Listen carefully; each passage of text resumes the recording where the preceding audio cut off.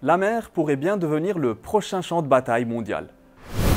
Sous la surface, il y a des enjeux cruciaux.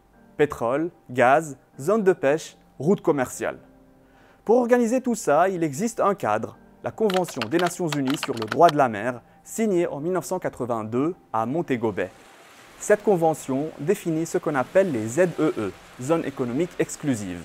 Chaque pays côtier a des droits sur les ressources jusqu'à 200 000 nautiques, soit environ 370 km. Mais quand ce cadre est ignoré ou que plusieurs pays revendiquent la même zone, la tension monte. La mer devient donc un vrai terrain de confrontation. Prenons la mer de Chine méridionale. La Chine revendique une zone énorme qu'elle appelle la ligne en 9 traits.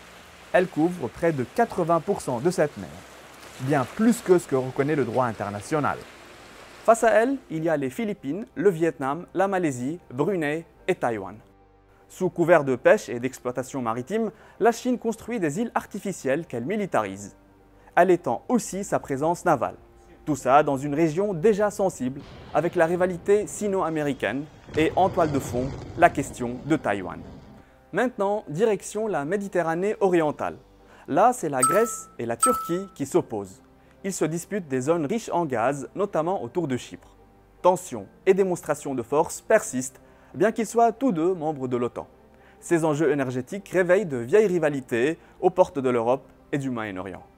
Au final, ces conflits montrent que la mer est devenue un enjeu de pouvoir aussi important que la terre ferme.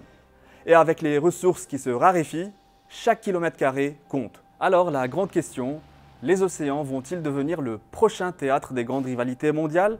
Si tu veux comprendre ce qui se joue vraiment dans le monde, Abonne-toi et ne rate pas le prochain épisode. À bientôt!